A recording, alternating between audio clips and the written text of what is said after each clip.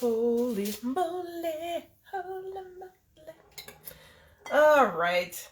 You know I like to start on time. Just because, well, what is it? If you're early, you're on time. And if you're on time, you're late. And late is not acceptable. Isn't that what it is?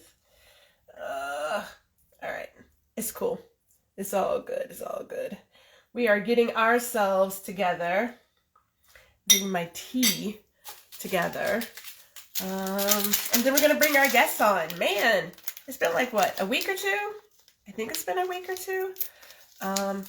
Sometimes this introvert needs a break, right? We need a break. I absolutely enjoy talking to people, working with people, but I can also get exhausted at the exact same time. You know what I mean? At the exact same time. So today we've got Ron Lewis Photos. We have Ron Foster of Ron Lewis Photos, and he is going to talk about growth. And tell me if I'm saying it right. Is it Patreon or is it Patron? I haven't truly got the word down. I think it's a cute play on words if you ask me. But he's going to talk about that today. Let me get my tea together here because the allergies, man, it is the allergy system. Hey, are you, Mr. Foster, are you going to request to join? Because I think that's the easiest. There we go. Let's see here. You're going to request to join. Yes. Yes. Oh. All right. I think I pressed it. There we go. Request. I did. How are you, man? You know, let me tell you, allergy season has hit big time. Oh, wow. Yeah. Funny enough, I wasn't born with allergies. I actually grew an allergy when I started attending school in New York and flying back to Texas. I grew it, and I know. And the best thing for allergies is like bee pollen, local bee pollen or honey in the area. So, there was that market there. What was that? Oh, in Union Square, there was a market. Yes, I would go to all the time, man. And I would get the best honey, the best bee pollen. My allergies were non-existent.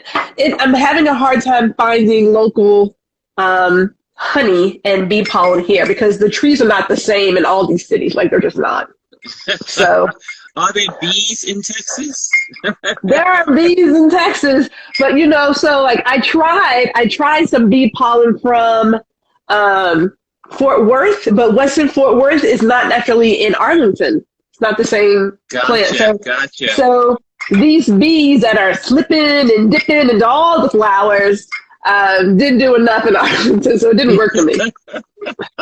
It didn't work. Oh my goodness, how goes it?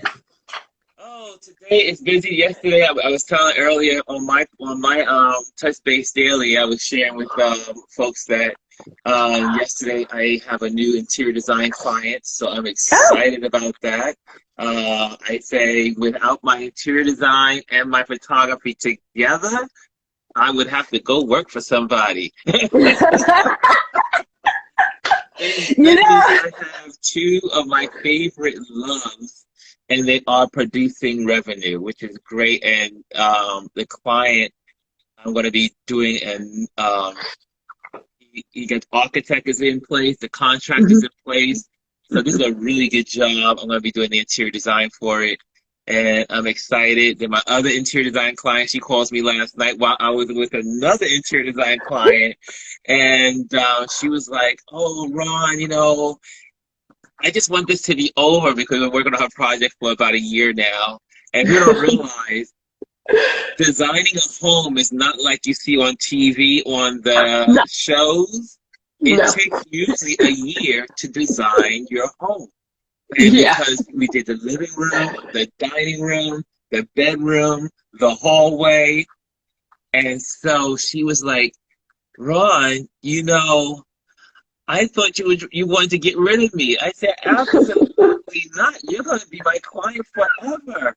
And I am going to be in your life forever because an interior designer is the equivalent to having a lawyer and your accountant. We save you money.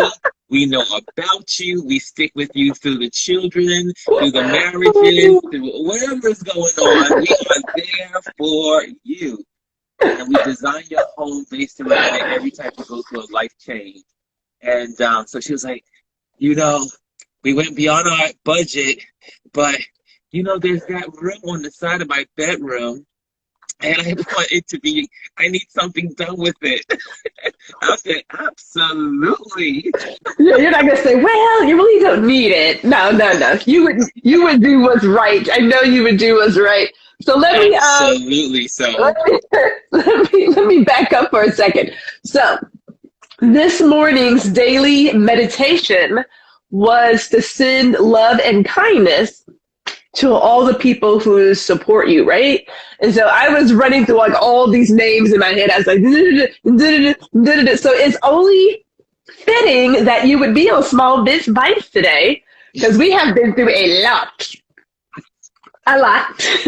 Good stuff though, but a lot. So I am excited that we're going to talk about a couple of things. One is your own growth. And I want to talk about growth in terms of like mental growth and the physical growth as well as spiritual as well, because, you know, having this journey is not for the faint of heart. It's a job. It's a job, right? And then is it Patreon or is it patron? I can't really tell because I kind of feel like it's a play on patron, right? Yeah, it is a play on patron. Yeah. But it is Patreon. At least that's what my hearing it say. I know. I was like, I was like, and if you are a follower of a page on Patreon of a creative, you are called a patron. Got it. All right. So I want to end with that because there may be other people who are in your position, who are creatives, who have content or a skill set that they want to like really own it. Because I mean, I've been thinking, I know like you and I have talked about doing these Instagram lives, and I don't understand how if we were on Facebook, you can download your live and do whatever, but on Instagram, they have like this lock and key on it, which absolutely irritates me, right? So I'm thinking I may need to go ahead and like find my other platform because I want to own my own content. So we'll get to that. But let's start with who you are. I kind of feel like folks should know you, but that's just me in my head. You know what I'm saying? Well, I am a photographer here in New York City and an interior designer for those that you heard at the beginning. So I do both, and both equally, and pretty much. But however, I started out as an interior design business and designing homes in New York City. Different folks would hire me to do their homes, and then opportunity came. My law firm client, which I was there yesterday, they hired me to design their law office. They're amazing Black owned law firm. They've been in Black Enterprise. They've been in several magazines. They've won lots of awards. And so they were renting out of another law firm's office. And they finally came to a place that they needed to have their own and do their thing. And so I designed this office around their personality, around what, you know, would get them, you know, clients in the door. That when clients walked in, they'd be like, oh, you know, so did that. And when it was done, and like near the end, they were like, Ron, we need photos in our, you know, conference room. You designed such an amazing conference room. Now we need some photos on the wall. We need photos in the space. And so I went through some of my photos that I've taken traveling, and I had designed it with the thought of industrial modern. So I have that lots of photos in that genre, and I showed them all of them, and they were like, "We'll take them all." And I was like, "Someone's gonna buy my photography?" And it was so funny because so many of my friends beforehand were saying, Ron, you should sell your photography. You should be serious about your photography. I know it's a hobby, but you need to just really do this. And I didn't believe anyone, really. I just said, oh, you guys are just being nice because you're my friends. We work Yeah. together, or your family. Mhm. And so they bought.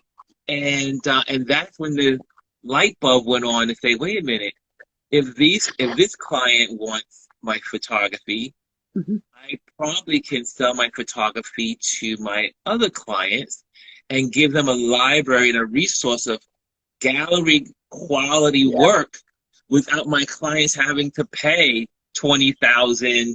$15,000 for gallery work. And I can offer it to them quite less. And because I am also designing for them, I will give them discounts and work with them on getting it into their homes. And as a matter of fact, that's what happened in this last project with the young lady I was telling you about in Bed-Stuy. I had this beautiful zebra print that some people have seen on my website. And I said, this is look great in this particular part of the house. She bought it, and now it sits right in her living room, beautiful on glass, like glass aluminum, beautiful modern floating piece of zebra art, and from my time in Africa. And so I realized that people needed photography in their homes, and that's how the ball started. Next thing you know, I said, I'm going to take this serious. Then I went to every single free class that was in New York City.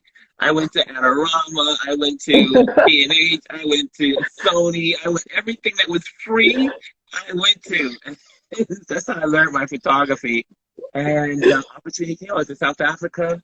Then next thing you know, I came back home, and I had taken photos in South Africa in the beginning of 2016, and my friends were like, "Oh my gosh, your work is amazing!" La la la la. And then one of my friends said, "Ron, I want to create an African tour, so we can all go back to Africa and we can photograph several countries." And I thought he was playing. I was like, "Yeah, right," but he was serious. And we ended up putting together a trip to Botswana, Zimbabwe, South Africa, Namibia. Then we went to the Middle East, and it was a great opportunity. I went to my company that I was working for, and my employer, and I went to them and said, "Hey, can I have 3 weeks off? There's a once in a lifetime opportunity, and can I have this? I have 5 weeks vacation." I was giving them 9 months notice, and I was like, surely I can do this. It was in a slow period of our seasons, Yeah. and they told me no. And I was like, whoa, I've been working with you for 12 years.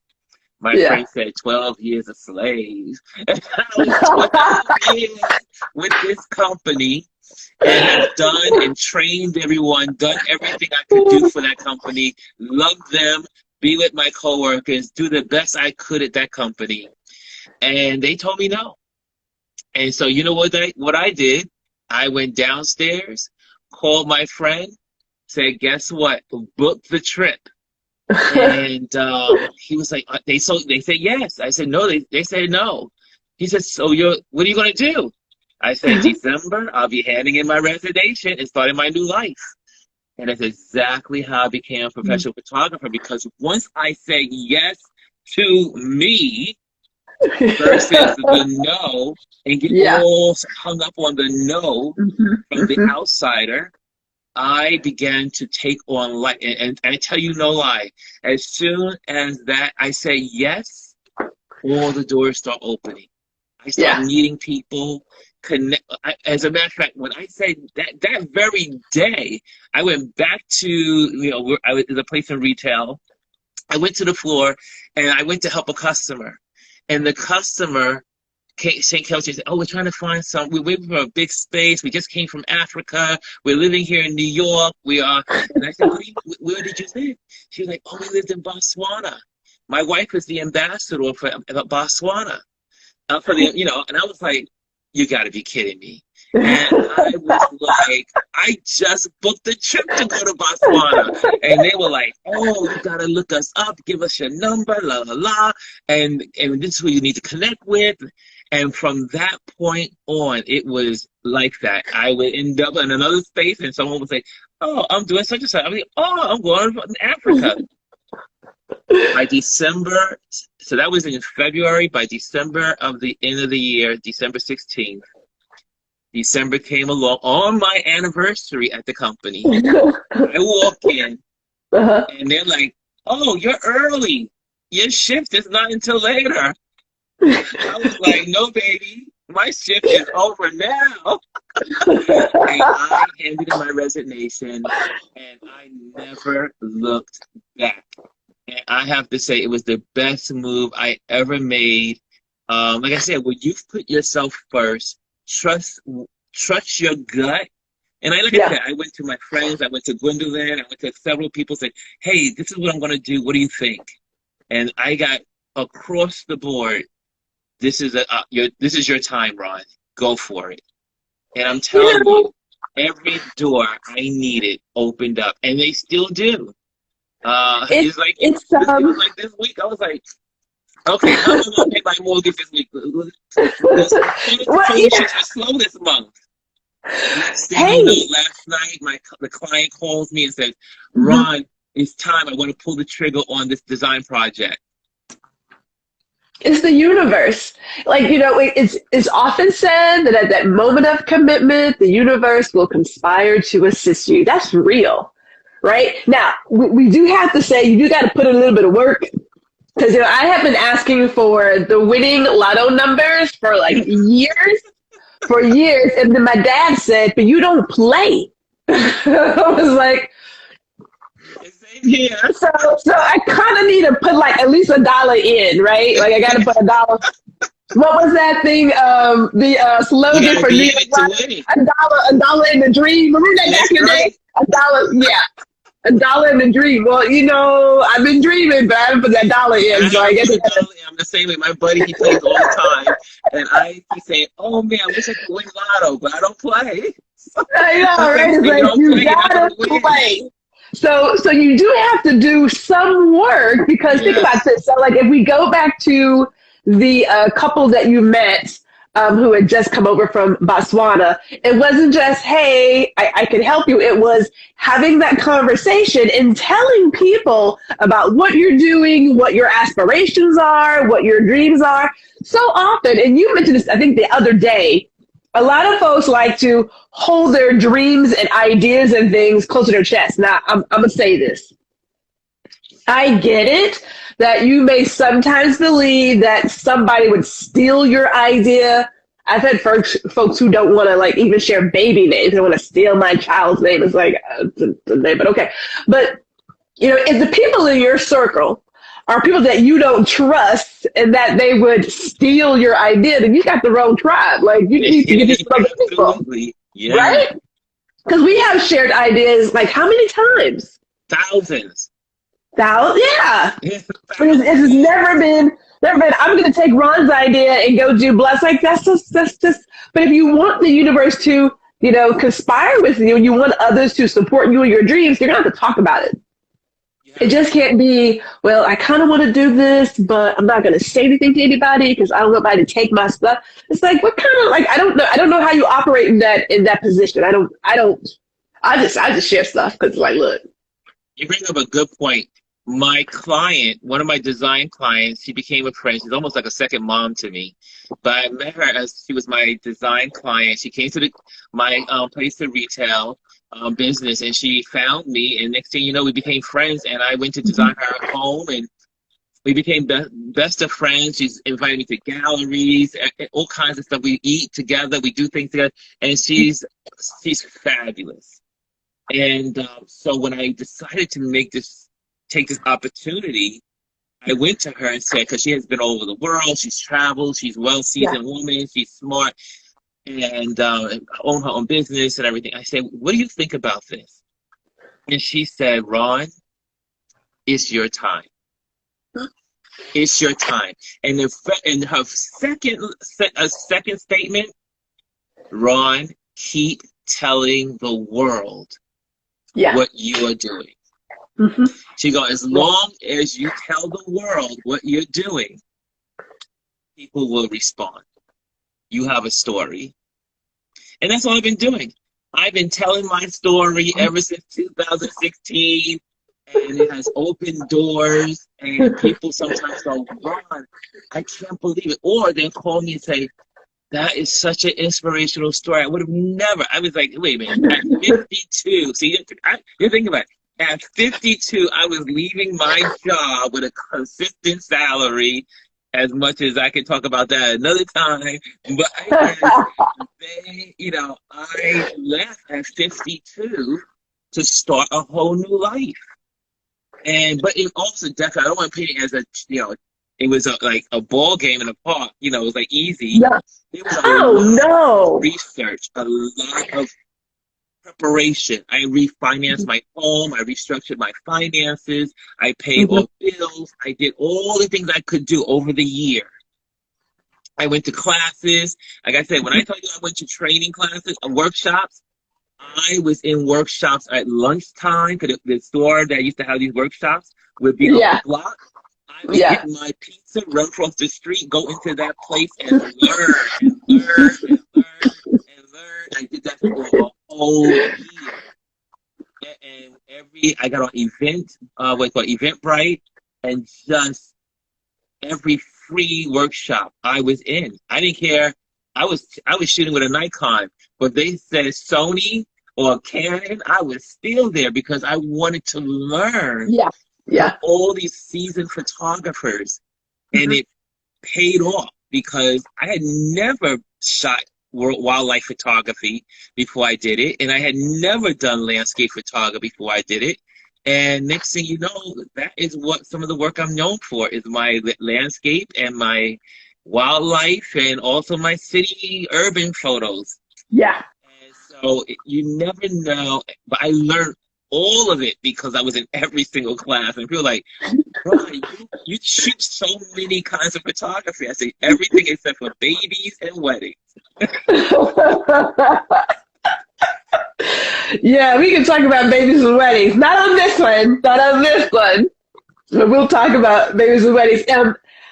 It's interesting how you say, it's kind of like when they, for those who watch like HGTV, and you see this house, and then they're like an hour of this show, the house is like done, and there's maybe a problem here, maybe a problem there. Oh, your electrical is out of whack, yada, yada, yada. But a lot of us who have done any kind of restarts, let's call it a restart, right? There's the ups and the downs, and a lot of folks don't see that. I mean, clearly, if we just look at social media, you're going to see the best, glossiest version of someone's journey. They rarely go into well, I got this peak notice today. or this person and we just had this blowout, or the car just broke down, and so I had to figure, you rarely get that part of it. And even when you do, we like to condense it because, we could talk about it forever. We truly, truly could. But we don't like to go into the deep, deep part of it. People see the glossy stuff and they immediately think, oh, okay, well, this is easy. It's not hard. It's also not easy. It's somewhere in between. It's life, right? So when we're talking about growth, now you've talked about your artistic growth as a photographer, right? Growing your skills. Mentally, how have you changed? Oh my goodness. First of all, I've always been an independent thinker, so that's one thing that helps me. That was a good way to start. But what it did was, it was the first. I grew up in church. I have a faith base, and I believe in God, and I believe in faith, and and I believe in all those things of having all things are going to work together for good, no matter how crazy it is. But would it help? But it's easier to say you have faith when you have a 9-to-5 job. Yeah. When everything is right. With your work here, you get your money. Yeah. When you are an entrepreneur or a creative, it really is a lot of faith. I mean, your faith levels increase in a way that you never dreamed of. You used to say, you believe, and God's going to work it out. Things are going to happen. Life is going to fall into place. Yeah. But until you actually are in a place where you have to rely on faith. And I really believe that. I mean, and I had to really come to terms with saying, one, I had to learn from a dear friend that mentioned to me about fear, and said, no, we are not fear. We're not about fear, right? You know, and so I put the thing on fear. Faith. Oh, this is how it goes: faith over fear. So on my board, when I first started this journey, I put on faith with big words, drew a line, and then put fear, small words. Faith over fear. That was like my guiding light. Then it's so funny. When I got to South Africa, I was living there for 3 months because my 3 weeks that they told me I couldn't have changed into 3 months living in Africa. Yeah, you were there for a while. I was there for 3 months. And I met one of my tour guides for, I was photographing the townships in South Africa, two of them. And he pulls me to the side after telling me some amazing stuff. He broke me up in some of the things he shared, and I can go into that's a whole other story. But what he did say, we're in the car, he looks back at me and says, "Do you know what fear is?" Now, he didn't know that I already have like the fear board at home with the faith underneath. He says, "Do you know what fear is?" And I said, "Yeah, I know what fear is. When you're scared of something." He goes, "No. Do you know what fear is?" And I was like, "Oh, he's getting serious." Black old man is getting serious. And he said, "Fear is false evidence appearing real." I like this. Yeah. Come again? Yeah.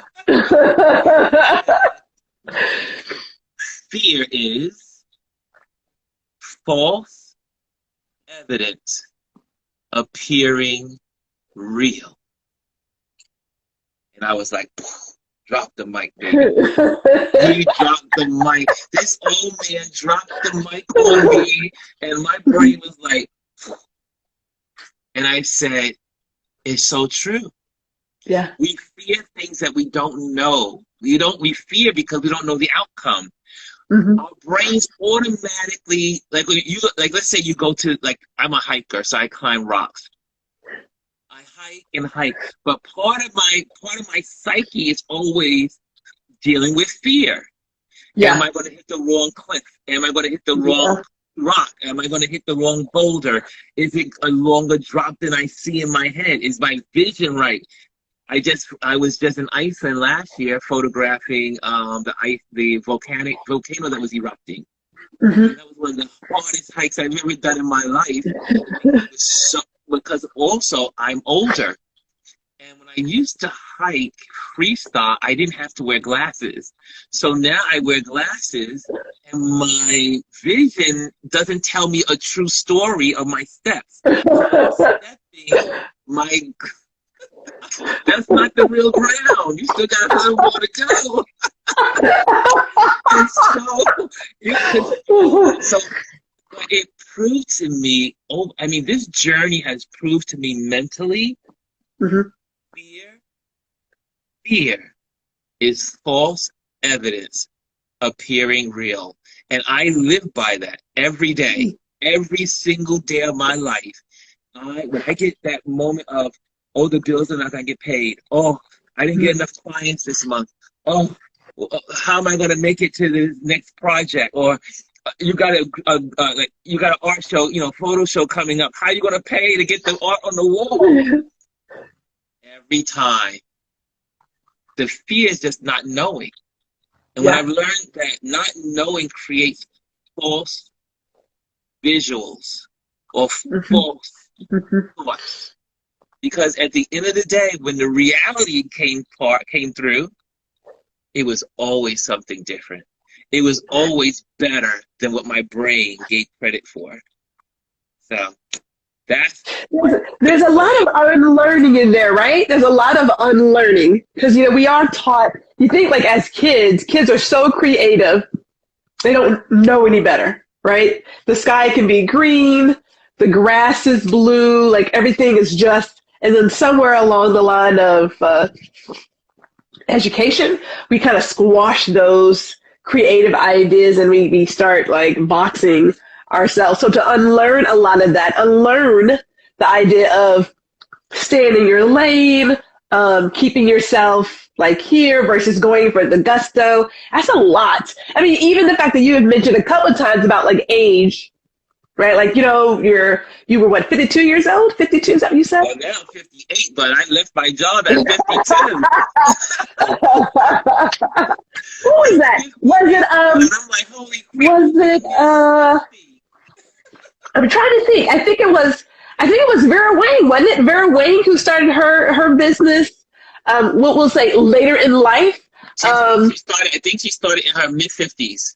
Yeah. So it's like, like we have these ideas, these constructs that you should do all this stuff by like 20 or 30 or 40 or whatever. The fact of the matter is half of us don't really start living until we figure out who we are. So that can be at any age, right? I mean, it doesn't have to be this sort of, oh my God, and I get it because we are unlearning the idea that you should not be 50 years old and getting your degree if that's what you want to do. It's like this, but who said, right? Like we just have to unlearn a lot of that. So real quick, since you brought it up, there's a gallery. There's a gallery that you're working on. Oh yes, I have a gallery show. My first gallery show. Not my first time being in a gallery because my work last year and the year before doing it was photo that was on tour all over New York, New York State. That was my work from one of my photos that I shot during the George Floyd movement days. During those moments. However, this is my first time was asked to be a part of this. There's a bunch of photographers and artists, and it's a celebration of Black culture.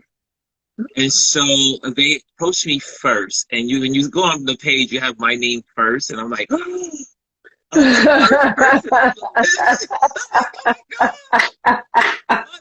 I the headliner? But they are so gracious to me. It's an organization called CAFED. If you go on my page, you go to my bio, and you'll click on the bio, and you're going to see Patreon, and then you're going to see my photo exhibition. And so at first they had me submit 24 pieces of work. Ooh. So I was like, you talking about fear? Yeah. How the heck am I going to pay for all this? When you are appearing in a gallery, it's your responsibility to get your work on the wall.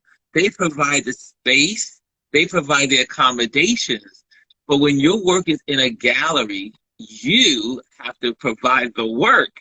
So that means I have to go out and so this week I have my work being produced, which is now all the dimensions. But I was so glad when they told me, "Oh, we want you only to do 6." And I was like, absolutely wonderful.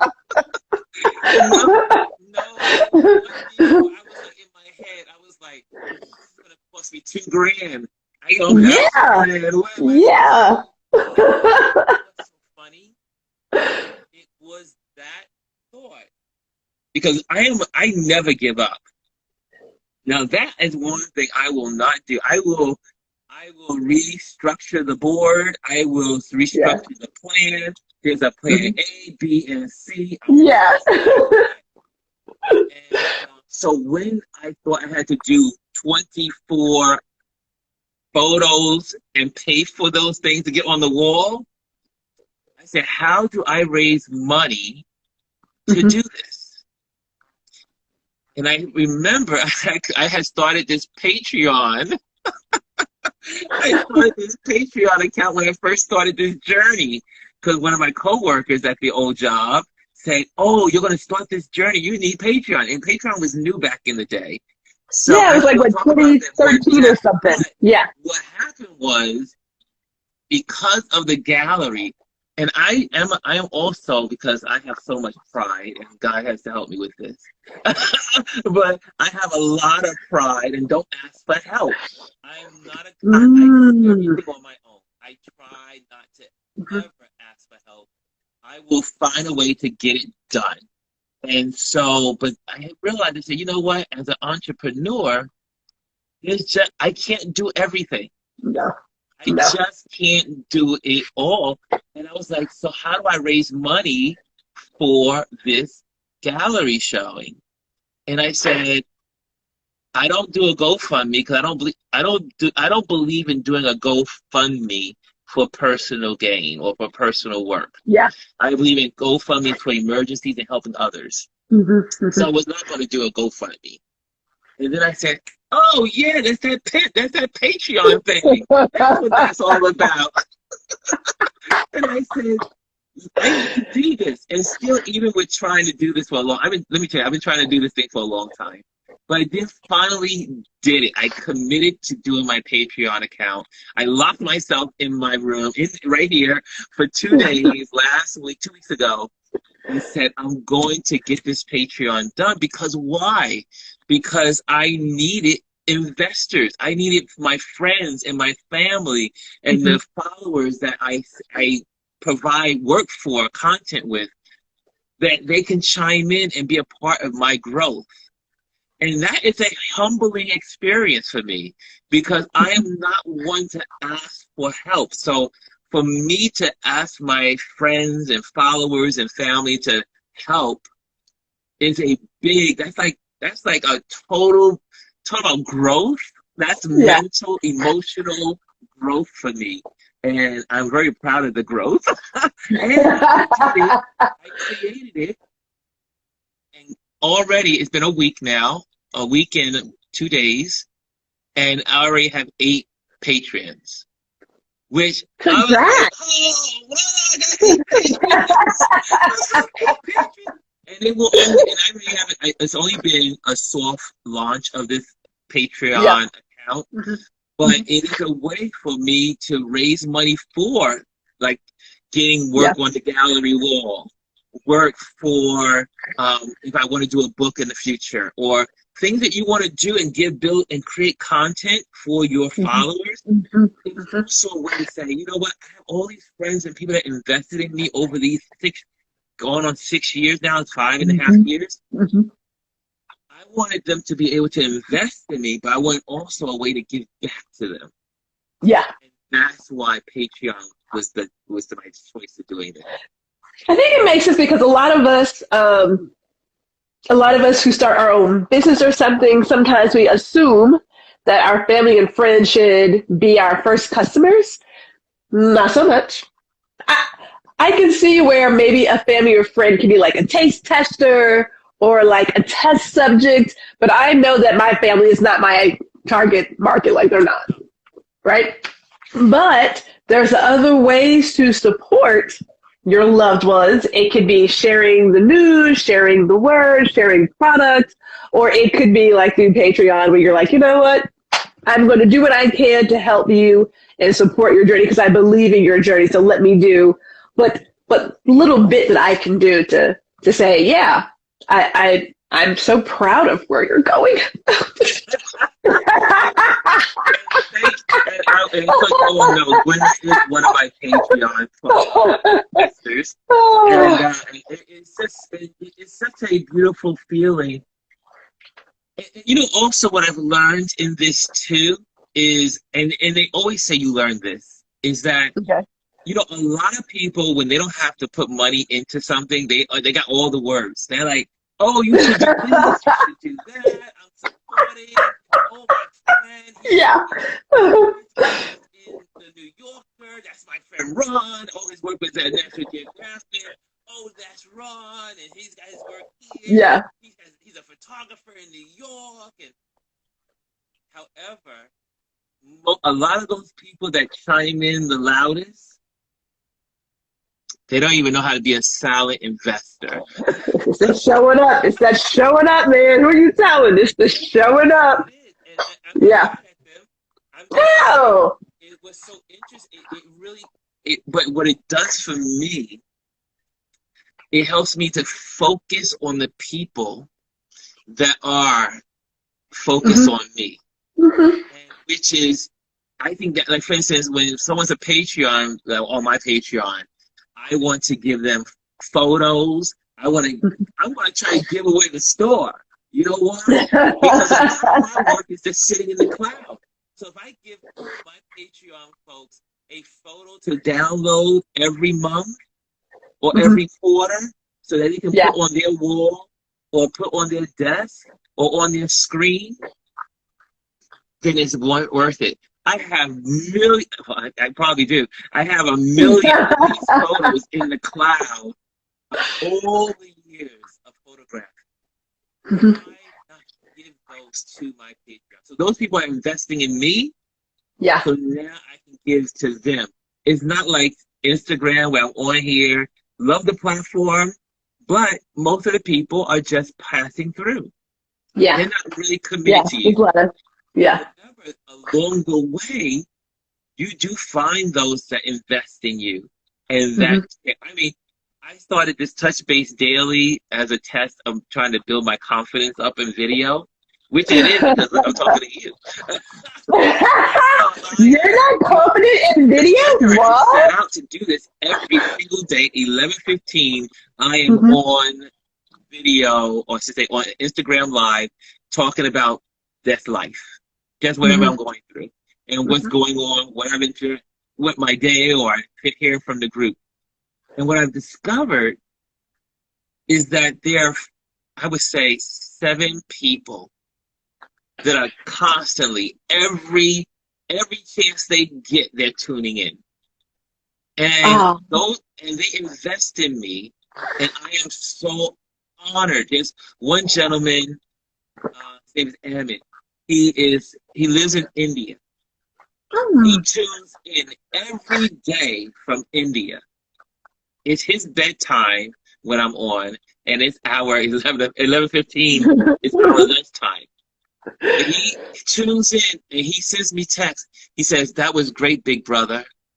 When someone in India is calling you their big brother, and if he is the only person on the Touch Base Live or Touch Base Daily, That's all that matters, right? You only need one. Even if you didn't have that one, somebody somewhere has been touched by something you said or something you did, and that's enough, right? And very few of us actually get a chance to ever hear from someone that we may have impacted in some form or fashion. Like, we rarely get to say, "Hey, so-and-so, you inspired me, so thank you for doing blah, blah, blah." Like, it rarely happens. So when it does, like, that's huge. Yeah. Huge. It's one of the best things. I mean, then we have Tiffany, who's all the way from Alabama. Then we got BJ, who pops on from Florida. I mean, and it goes on. And I sit there and say, these people are invested in me. They come on. And then they send me texts after, "Oh, Ron, thank you. Those words were encouraging. I needed those words today." Yeah. But think about it. If I would have stayed, I always think about this as my leaping to the next thing. Okay. If I would have stayed in my job Okay. and just follow the rules, let's say, Okay. where my boss says, "Oh, no, we can't give you the vacation." And I just simply said, "Okay, no problem." And I just did my job. Yeah. If I never would have said, "You know what? I'm going to take life into my own hands now. I am not going to live by someone else's rule book. I am going to follow the rules or the map," because I am a believer that everyone has dreams, and those dreams are divine, and they come from somewhere. And they are your roadmap of who you really are. Your dreams are who you really are. And you may think, "Oh, wow, that's so far-fetched." No. I would have never, in my wildest dreams, known that I've been in business for 5 years already. 5 years has gone by. I'm in my 6th year. But if I would have stayed and just follow the rules that society taught me, you're over 50, you can't go out and do a new thing. Yeah, there's those messages. Retirement. You need to put your Yeah. away from retirement. You lost your mind. Think about all the people that I have touched along the way. Mhm. I would have never impacted the world the way I'm impacting it now. And I'm only getting started. I'm a Manhattan Chamber of Commerce. That would have never happened. I would have never been a networker. I'm in several networking groups that I really spend time in them, and I really nurture people in them and give back. I would have never became the Folk Green Association photographer for my community. I would have never been my photos would have never been to Photoville. My photo would have never made it to the New Yorker. Another photo would have never made it to National Geographic, I say. Yeah. If I would have stayed in that one place, I would have just been doing that same job, just going by and letting each day go by and not impacting my world. And so I am, and like I said, we talk about the fear of it and the challenges of it. It's worth it. Every obstacle, every challenge. When I think about it, and I guess, I'm not going to guess, I'm going to make this quick little statement. So there's always, I see it as an act 1 and an act 2, right? Because you and I worked together. You made the 12, I did the 25. I actually loved what I did. Like, I was like, this is amazing, and I'm going to do this forever. And I thought, no, I'm not going to do this forever. No, there's no way in the world, right? Like, it's not going to happen. So even then, I knew I needed an act 2, because my act 2 would not just be retirement, it would be something else, right? Be it teaching, because we consider that's still there, or photography, right? I told somebody it's going to be like a talk show host, so we'll see where that goes. But there's always, you know how, like I said, I'm good for an hour. And then it's like, and I'm done. But there is a second act that we have. And somewhere along the way, I kind of feel like there's maybe 2 schools where we put a lot of energy into act 1, and then we're kind of like, it's over. Or someone like you is like, no, this is act 2, and act 2 is just getting started. This is just intermission. Like, we're not even like really just, we're like ramping up, right? So I think it's 1 of 2 parts, because there are some folks who will do a job, or that job, pardon me, really could be their life's passion. Quick little side note, teachers, because I was reading a thing about some Texas teachers who are reaching their breaking point. And I thought to myself, I can't think of any other career where people want you to give all of yourself, like 24/7, time, money, energy, and do all this stuff off the clock, and then they want to pay you peanuts. Yes. Right? Like, wasn't it? What was like maybe 2-3 weeks ago is it Minneapolis, where they were on strike for better wages? And I'm thinking, it's a teachers, you need them. Now there's a shortage. I read this article where 70 teachers were quitting mid-year, like, you know what? I'm done.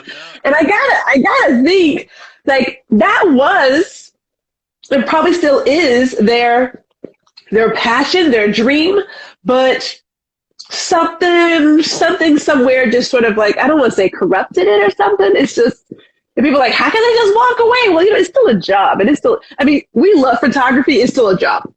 Yes. It's a job that I like it. I have more time to do other things. It's more, free flowing kind of deal, depending on what you're doing. But I gotta think that, there are people, like you said, they have their dreams, and perhaps that one position, job, whatever you want to call it, is their dream, and they live it till they pass on. And then for some of us, we have an act 1 and an act 2. Yeah. So you are clearly in your act 2. Act 3. Because my first one, Yes, right. I worked at the stock exchange for Right, you sure did. years of my life. I worked at the stock Yeah. exchange. Then 12 years of my life, I worked at the retail space. And then now I'm a photographer, now going on 6, in 5.5 years. Yeah. So this is my third chapter. This is your third act. Third phase. And I have to say, sometimes I forget that I'm 58 and that I'm heading towards. The only time I remember is when I finish my day and my body says, "You are 58." Does your body really say you are? I mean, okay, so I've got one of those little fancy scales. And I'm still a high achiever, but I'm also very much a slacker. And so it's giving me my vascular age, right? And it is saying, hey, you're normal. You're between 40 and 44 years old. And I was like, but I'm not even 44. I want to get that sucker down to optimal. You know what I'm saying? I want to go down some more. But it's definitely, it's also, like you talked about earlier, mindset. It is truly your mindset. I mean, I think about so many of my peers and so many people that I've known over the years or that have, older than me when I was growing up, and I watched. And in my head, 50 was so old because they were so old. Really? You thought 50 was old? I'm doing. Oh. My parents, I love my parents. However, I am way more energetic than they are. My parents, when they were like, "Are you going where?" I'm like, "Oh, I'm going to Africa." "Oh, where?" "Oh, I'm going to jump out of a plane." "You're going to do what?" It's like, so people are like really, I always say we are as old as we want to be and as young as we can be. And so that's, to me, is, again, I have all these rules that I established from living that I know what works and what doesn't work, or at least works for me and doesn't work for me. And I really do enjoy what I do. I do enjoy, I've become, I live most of my life as a non-risk taker. And now, in my 50s, it's all about risk. I'm a risk taker, which is going to be a whole new perspective of life, because it's breathed new life into me, because I'm like, okay, what's going to happen today? What's going to happen tomorrow? I get up in the morning, like, okay, who am I going to meet today? And that's how, I mean, I have to say, like I said, there's days that are challenging. I'll never forget my first, I'm going to keep this short, my first summer, because I had just got back from Africa, 2017, came home, and that summer, the following year, it was almost a year later, I had finally got the wheels going, meaning I had joined the Manhattan Chamber of Commerce. I joined my networking groups. I signed up to PPA. I started joining all of the things I needed to join to be a photographer. And then one day I'm taking my shower. And I'm like, uh-oh, how you paying the mortgage this month? You lost your mind. You need to go back to work. Go back. Have you been living in a fog for the last 2 years? And I had this anxiety attack. I had an anxiety attack in the shower, and I was like, oh my gosh, how am I going to pay the mortgage? Things are slow. It's not working out like I thought it would be. I don't know what I'm going to do. And it's so, I share this all the time with people. What I call my life coach, I believe I have one. She calls me up out of the blue. Like, I know the universe had her call me up. She calls me up. "Ron, how are you doing?" I said, "I'm having I'm having a meltdown in the shower. And she was like, what do you mean you have and I am having an anxiety attack. I don't know what to do. I think I'm going to go on LinkedIn and start applying for jobs. And she said, wait. She goes, Ron, take a breather. Take a breather. Mhm. I'm going to give you something that is going to help you in your life. She goes, when you get anxiety, pause, stop. Don't do anything but relax. Stop, close shop. Mhm. She knows I'm a cyclist. She said, get on your bike, go for a ride, and enjoy the rest of the day. And then when you come back, tomorrow is a new day, and you can start again. And I learned that was one of the best lessons I learned in this walk, is that tomorrow I can start again. Yeah. So when today is a rough day and I feel like, oh my gosh, all stuff is hitting the fan, I can stop and say, pause, pack the computer up, Uh-huh. sign off, get on my bike, or go for a walk, or go do whatever. Sometimes I'll just go for a walk and relax, put my headsets on, and just work out, Mm-hmm. and then start again tomorrow. And it has always worked. Tomorrow, the next day, you start again. You have a new perspective. You're Yep. relaxed. Your mind is not cluttered. You are able to re-energize yourself Mhm. to do the thing that you were called to do. That's what I It's have to funny say. you say that because I was so we're talking about mindset. One of the things that, like, when you're changing your mindset, your words matter, right? Words matter. You know, like how you talk to yourself is the energy that you can definitely bring in. It's like, oh my God, you're so stupid. It's like, no. So, you know how we are often taught that it could be like, what's the worst that could happen versus what's the best thing that could happen if I put myself out here, right? Yes. So it's changing all of those ideas. And like you, there are times where I have to step outside. I literally sit outside. And last week I was doing an afternoon sort of like downtime. And look at the tree. And I was like, wow, like everybody else's tree has all these leaves and my tree is like just barely getting anything. And so I sat there for a little bit, and then I saw like this lizard, I saw the hummingbird, and just like all this activity. And then all of a sudden, for some reason, I was like, wow, that tree does have leaves on it, you know? And it is so easy when you're on this journey of small business or anything else, you see everybody else's tree is flourishing, and their grass is so green and plush. You're like, why is my grass all brown? It's like, wait. There's probably more going on than you realize if you just really stop and look at it. Like, just Right. stop. So I spend a lot of time outside because there is a nice, cute little hummingbird who comes around. I'm like, I need to get a hummingbird feeder. Yeah. You can raise some of your friends. It works. It works. I It was does. in Costa Rica one time, and I fell in love with the hummingbirds. At first, they're good to Yeah. photograph, but they're Yeah. so freaking fast. They're so fast. Fast. Those wings Yeah. move so fast. You gotta put your shutter on. We gotta be, I know, right? But it's, I mean, let me say, you have to make lemonade out of your lemons. Yeah. You have to take those lemons in life and make lemonade out of it. If you don't,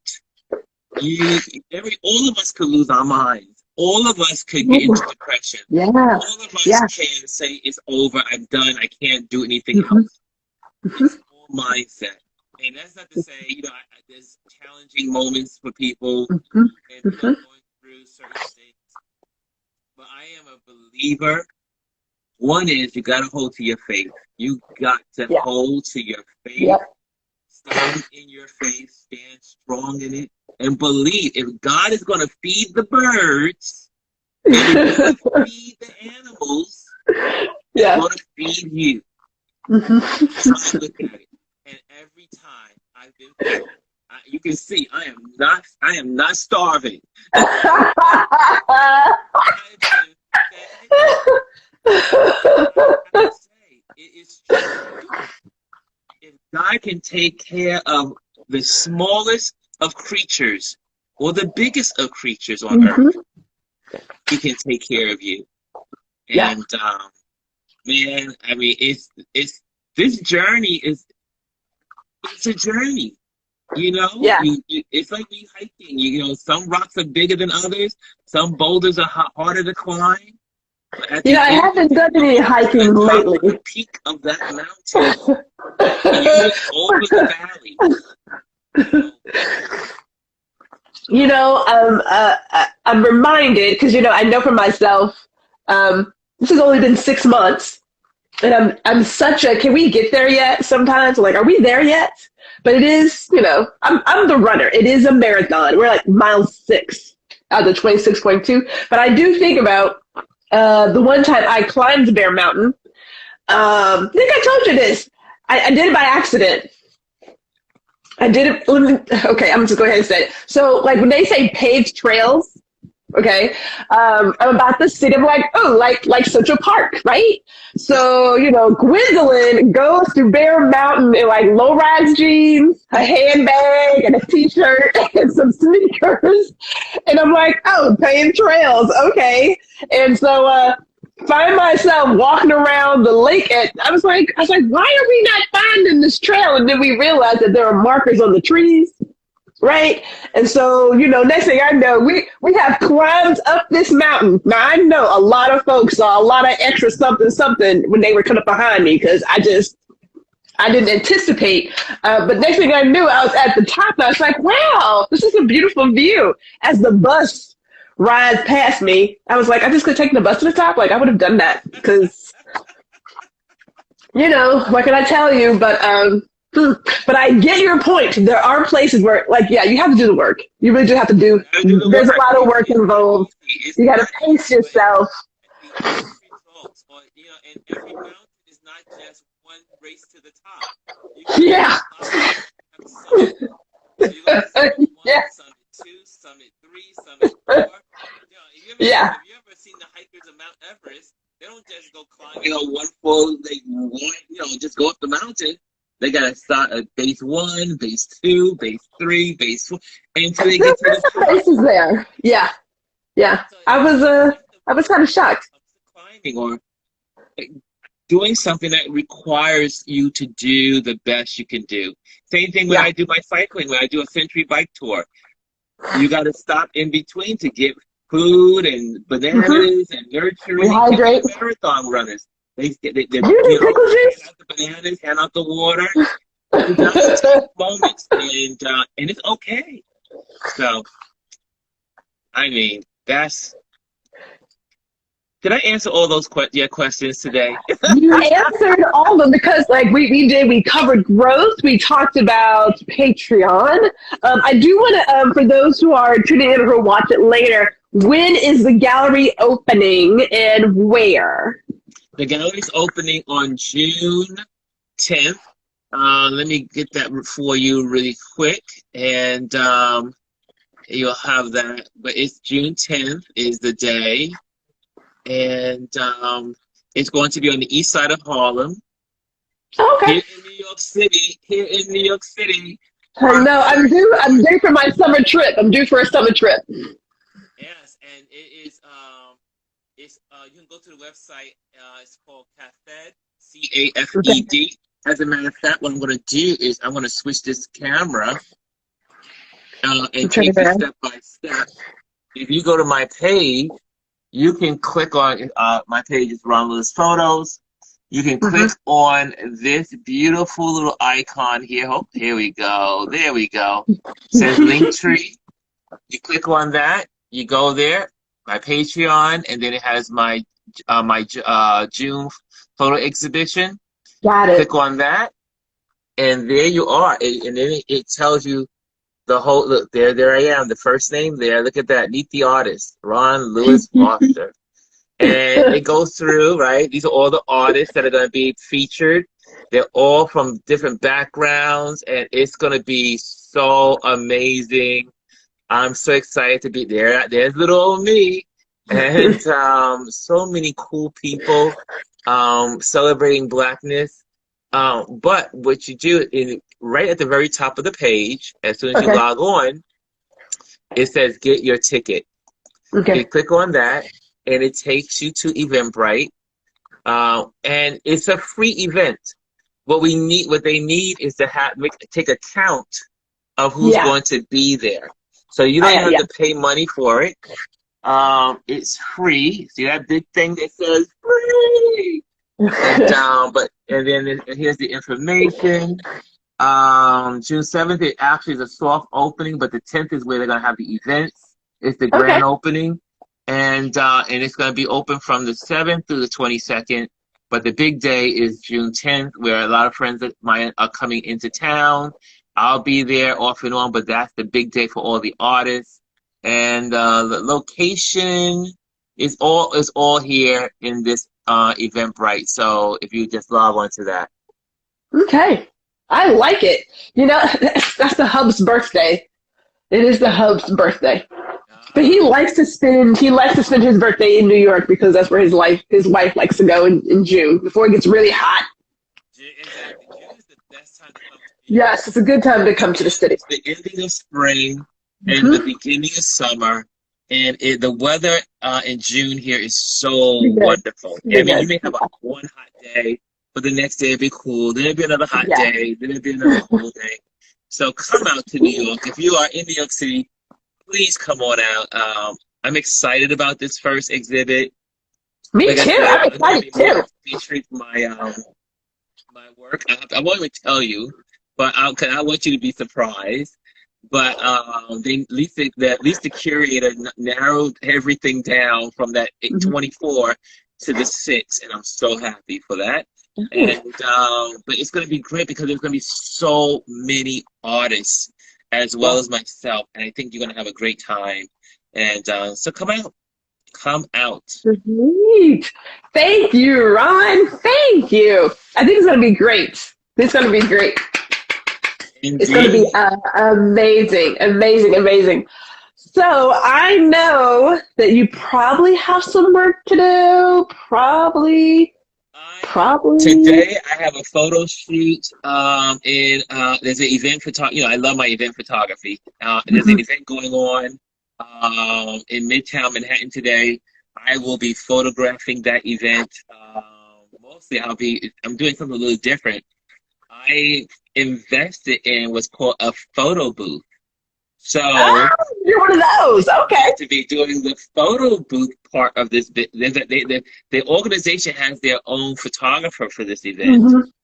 So I'm going to be doing the photo booth portion of it, and which I'm so excited because it's the first time I'm launching this part of my business, because this allows also when I now do event photography, is that now I can hire someone to do the booth while I do the photography. So it's another opportunity to now start hiring someone and building a team.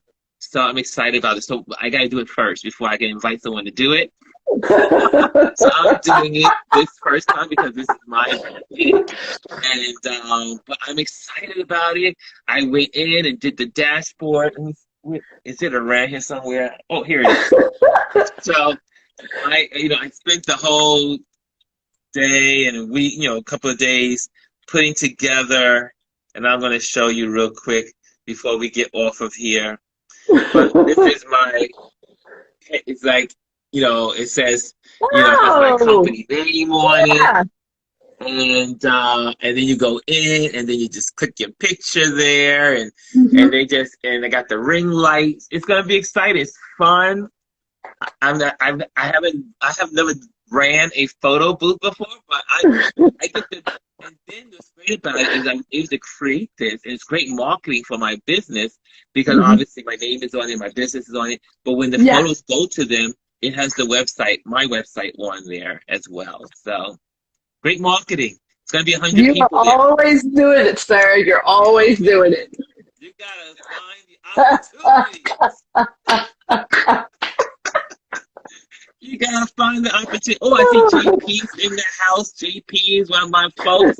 He popped on. I see Rambo popped on. He said the man of consistency. You know it, Yeah. Rambo. You know it, Mr. Abbott. Actually, Mike Geiner got off is here. He is here. Oh, so many cool people that I know that are on my page usually, and they're here. Look at that. That's nice. That's awesome. You guys are People awesome. will show up to support you. They will show up to support you. So that's pretty awesome. Gotta have your tribe. Gotta have your tribe and your community. So that's what does it. I look forward.